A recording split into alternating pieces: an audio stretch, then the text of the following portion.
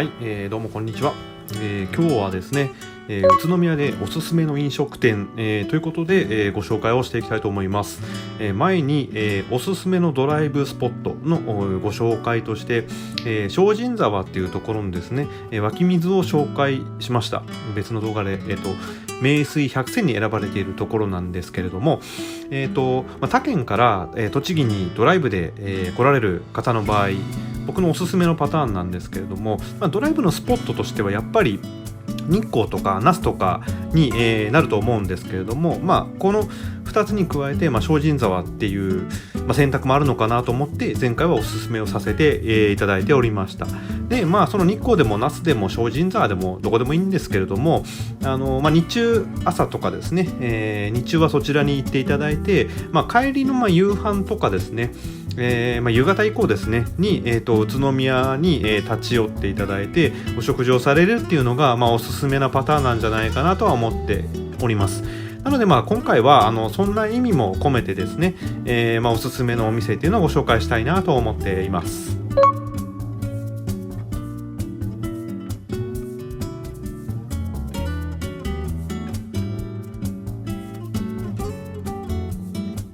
まず、初めにですね、飲食店の中でいいお店っていうのは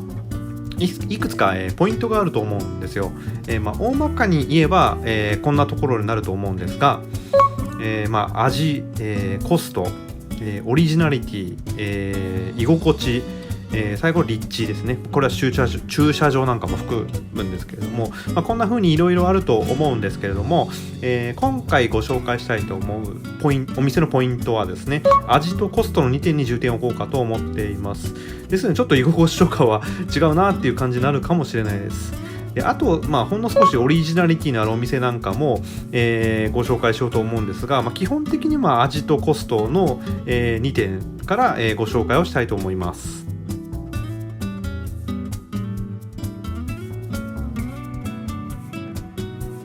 1軒目はですね、鈴なりというお店です。ここは、小さな、洋食屋さんですね。で、お店の看板にもあるんですけれども、売りとしては、昔ながらの洋食、ってあるんですけど、本当にそういう味がするお店です。でもうはっきり言ってどの料理も全部うまいです。そしてお値段もですねものすごい良心的なんですよ。でもう正直こんなに美味しくてこんなに安いお店って僕正直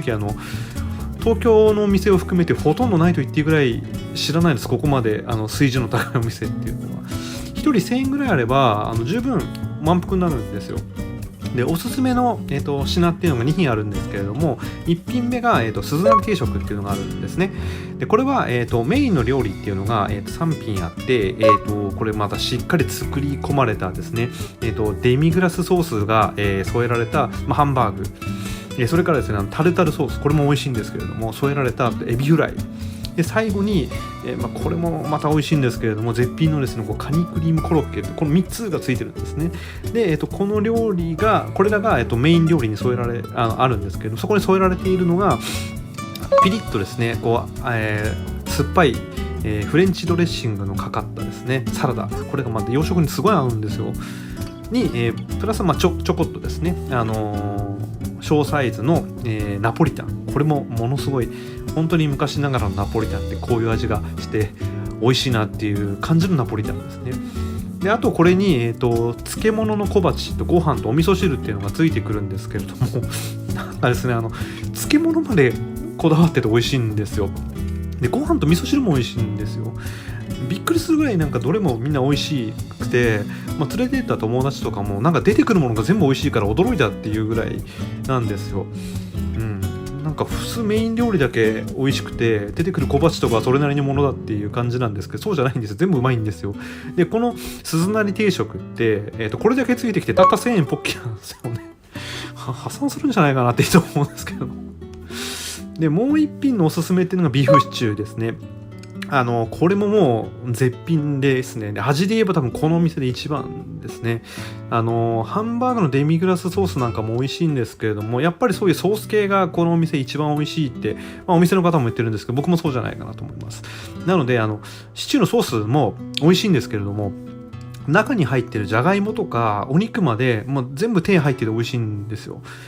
で、ビーフシチューは確か、1200円いかないぐらいでしたね。ただなんていうんですか、そのビーフシチューだけ食べるっていうのが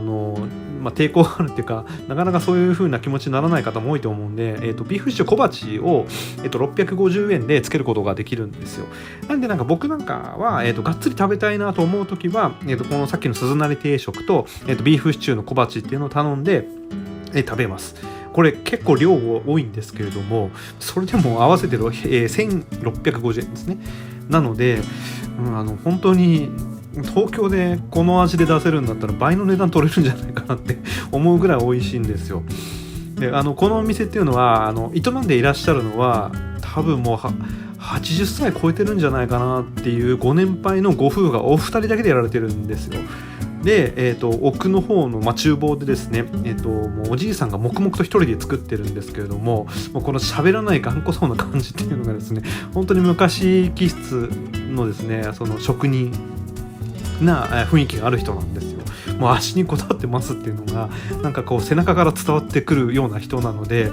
今回おすすめ、する、ご紹介するですね、お店の中では、ここが僕は、正直一番かなと思ってます。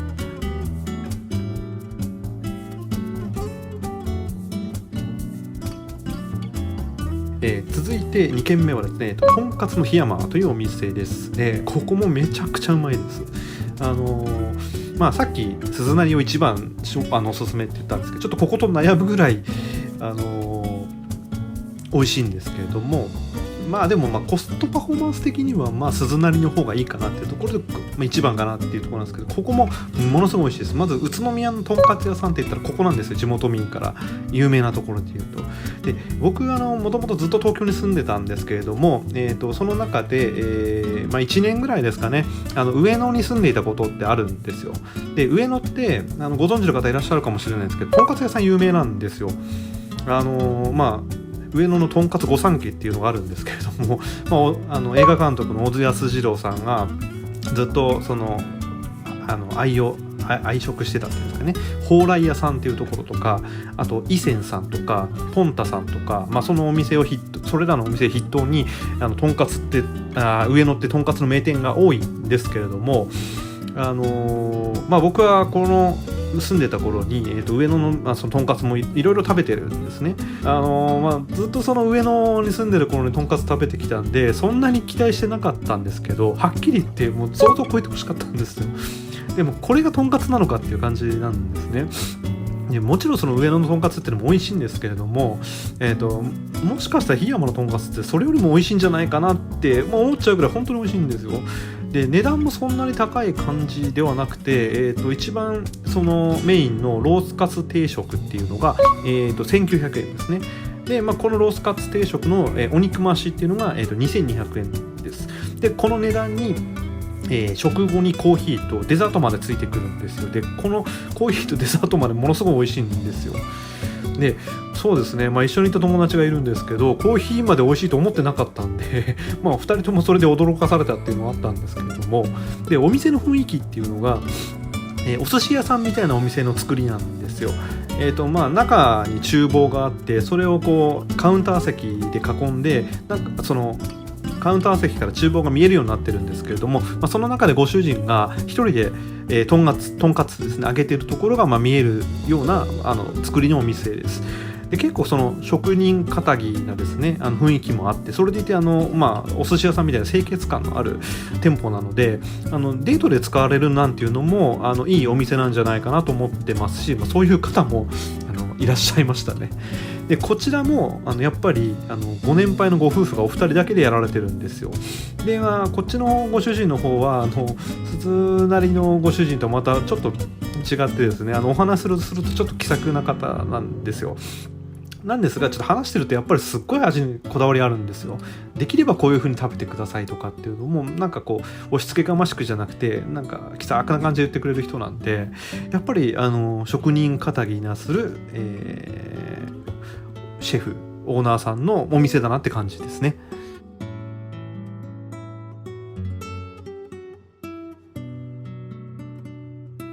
3軒目はですね、ラーメン屋さんですね。で、ドル屋さんっていう、お店なんですけれども、これはもしかしたら今回ご紹介するお店の中で一番ご存知の方が多いんじゃないかなと思ってます。全国的にもそこそこ有名なお店ですね。で、ここの、ラーメン何が一番、有名かっていうと、マダイですね。タイから、だし汁を取ったラーメンが、すごい有名なんですよ。で、このスープって飲むと本当に口の中でタイがなんか泳いでるんじゃないかなっていうくらいタイの味がすごい風味が強いラーメンなんです。ただあっさりしててしつこくはないんですけれども、でそこにお店が自信を持っている焼き豚っていうのかな、焼き豚もこれも絶品で柔らかくて若干甘くてですね、マダイのスープと相性がすごいんですよ。で、ここ本当に美味しいラーメン屋さんなんですけれども、珍しいラーメンっていう意味合いでもあんまりちょっと類を見ないというか、そういう意味でも価値があるお店なのかなと思ってます。たださっきも申し上げたようにですね、全国的にそこそこ有名なお店なので、今回ご紹介する中では並ぶことが一番多いなと思います。檜山さんとか鈴なりさんは並ばなくても入れるんですけれども、本当知る人ぞ知る名店なのでここはもう本当に有名なので、行かれるときはですね、並ぶことが多いことだけご注意いただければと思います。で、このお店もですね、やっぱりご年配のご夫婦が2人で営んでるんですよ。いや、なんかね、やっぱりですね、宇都宮の美味しいお店っていうのはそういうお店が多いなって個人的に思いますね。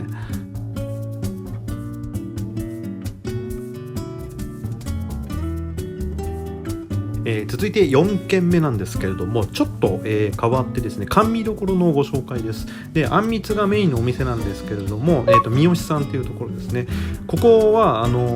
全国的に多分あんまり知られてないんじゃないかなと思うんですけれども、昭和26年からやっていて、宇都宮で甘味どころのあんみつって言ったらもう三好さんなんですよ。で、僕がもう小学校とか中学校の頃から行ったことがあるんですけれども、その頃から作ってるご主人も変わらないし味も変わらないんですよ。ほんで、宇都宮といえば餃子屋さんを連想する方多いんですけれども、餃子屋さんとかは、例えば僕が高校に、自転車で通学するんですけれども、学校帰りとかたまにお腹が空いて餃子帰り食べていくってことがあったんですよ。みんみんの本店とかまさしの本店とかちょうど中間くらいにあったんで帰りがてら食べていくんですけど、餃子屋さんに関してはほとんど僕が高校時代に、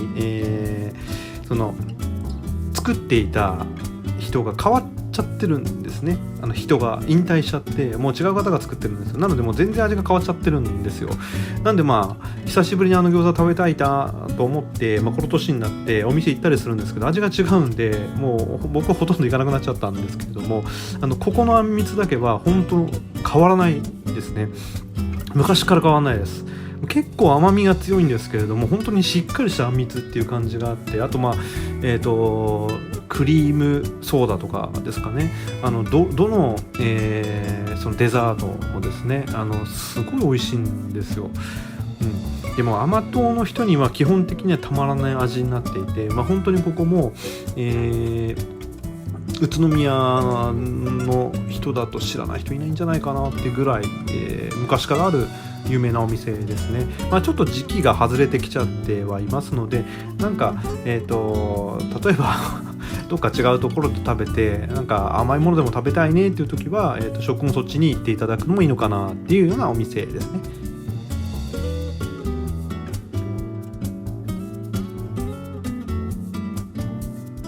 続いて5軒目はですね、これまたちょっと変わり種のところで、純喫茶のカフェの、お店のご紹介です。ブラジルコーヒーってお店なんですけれども、県庁前通り店というところが僕もおすすめしたいところです。ちょっと余談からご紹介になるんですけれども、宇都宮っていう都市の話なんですが、宇都宮って工場がものすごい多い都市なんですよ。知ってる方は知ってると思うんですけれども、なので大手の製造メーカーとかはですね、結構宇都宮に工場を持ってたりするんですよ。そんな関係があって、昔から宇都宮って南米の方から出稼ぎに来る人が多いんですね。そういうコミュニティも、地域によってはあったりして、今でも2世3世とか4世の方なんかは結構活躍してるんですけれども、宇都宮っていうのがそういう環境だったこともあってか、コーヒー豆の問屋さんってちょいちょいあるんですよ。で、このブラジルコーヒーさんもメインの事業は、他のカフェとかに対して、コーヒー豆を卸している問屋さんになるんですけれども、その問屋さんが直営っていうんですかね、カフェを開いている、店舗になっていて、で、このお店で宇都宮に来られた方はまず宇都宮駅の駅前にある、そっちの、店舗の方に目がいっちゃうと思うんですけれども、僕のおすすめはそっちの店舗じゃなくて、県庁前通りの方をおすすめ今回はしたいなと思ってます。同じ系列のお店ではあるんですけれども、何が違うかというと、もうコーヒーを入れる人が違うんですよ。でコーヒーって当然入れる人が違うと味も違うんで、だから僕個人的にはですね、県庁前通り店で入れる結構ご年配のマスターが入れてくれるコーヒーの方が美味しいなっていうふうには感じるんですよ。決して駅前の方が美味しくないとかそういうことじゃないんですけれど、あと雰囲気もですね、この県庁前通り店ってのも本当に昔からあるお店なので、50年ぐらいやってるって言ってたかな。なんか本当に昔からある純喫茶っていう感じなんですよ。ちょっと渋めのおじさんが、コーヒー飲みながらタバコ吸って新聞読んでるようなそういうお店なんですよ。で雰囲気もすごくそういうの方、純喫茶の雰囲気が好きな方はすごい好きな、お店ですね。であとこのお店のコーヒーは一言で言っちゃうと、値段が高いけど美味しい、コーヒーが飲めるっていうそういうお店です。高いものとか1杯1200円とかします。本当普通のコーヒーカップに1200円ですね。ただめちゃくちゃうまいんですよ。なのでコーヒーにそんな値段出せるかっていう人はぶっちゃけ行かない方がいいお店だったりするんですけれども、僕なんかは、ここのコーヒーを飲んでから本当にこれコーヒーなのかっていう感じでちょっと度肝抜かれた部分があったんで、それでちょっと家で入れる豆なんかもそこからこだわるようになったんですよ。でそこで飲んだ、そのお店で飲んだコーヒー豆と同じ豆をですね買って家でも飲むんですけれども、やっぱりあそこのご主人が入れたコーヒーとちょっとやっぱり違うんですよね、味が。でこの店舗も、ご年配のご夫婦やっぱり2人で営んでらっしゃるんですけれども、おかみさん結構話してくれるすごいいい人なんですけれどもね、ただおかみさんものすごいコーヒー豆に対する思いが強い人なんで、すごいコーヒー愛を感じるんですよね、話してて。そんな感じで面白みもある、お店だったりもします。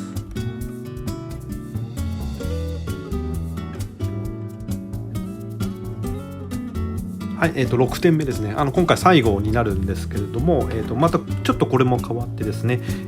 カフェはカフェなんですけれども、紅茶とハーブティーの専門のお店です。ワイズティーっていうお店なんですけれども、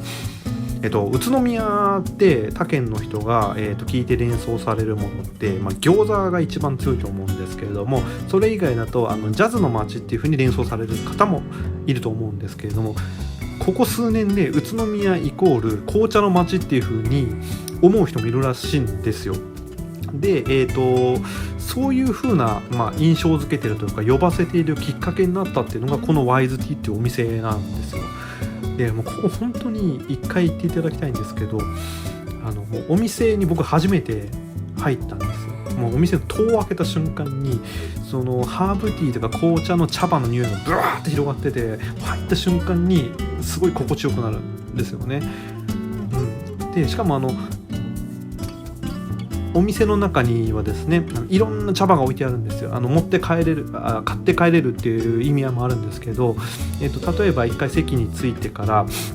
その茶葉を見に行っていろいろ茶葉の香りを、嗅げるんですけれどもね、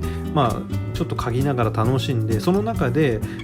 全部が全部お店で飲めるわけじゃないんですけれども、一番その気に入った香りのものっていうのを、店内で、飲んでいって、でお土産に何か茶葉も買っていくっていうのは僕はすごいいいんじゃないかなと思います。でここのお店の店長さんっていうのが多分50歳ぐらいの方なんですかね、店長さんというか社長さんですね。で40歳ぐらいで、サラリーマンを、辞めて、脱サラしてですね、このお店っていうのを始めたそうですね。で、社長さんのお母さんとかも手伝ってらっしゃるんですけれども、この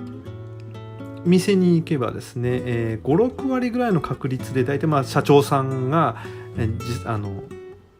お茶を入れてらっしゃるので、結構カウンター越しに社長さんと喋る常連さんなんかも多いようなお店ですね。でこの社長さん脱サラしてからもうとことんですね、その紅茶とかハーブティーっていうのを研究しまくったそうなんですよ。で今ではこのお店オリジナルの茶葉まで置いてあるんですね。でその中には、地元のですねバスケットチームである、宇都宮ブレックスをこうイメージした茶葉なんていうのもあったり、あとはあれですね、栃木県とちおとめっていうのが有名なので、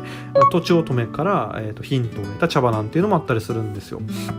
でお店の場所がですね、オリオン通りっていうアーケード街が、市街地になるんですけれどもあって、これ路面店ではなくてその、アーケード街の2階になるのでちょっと分かりにくいんですけれども、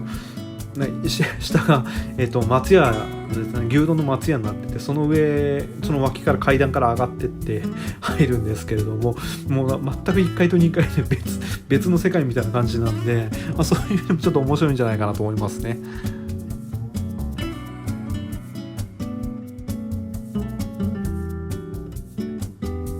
はい、いかがでしたでしょうか。今回ですね、いくつかお店を、ご紹介させていただきましたが、多分ですね、ドル屋さん以外は、他県の方からするとほとんど知る人ぞ知るお店だったんじゃないかなと思ってます。宇都宮の市内の、人間の中ではそこそこ有名なお店ばっかりなんですけれども、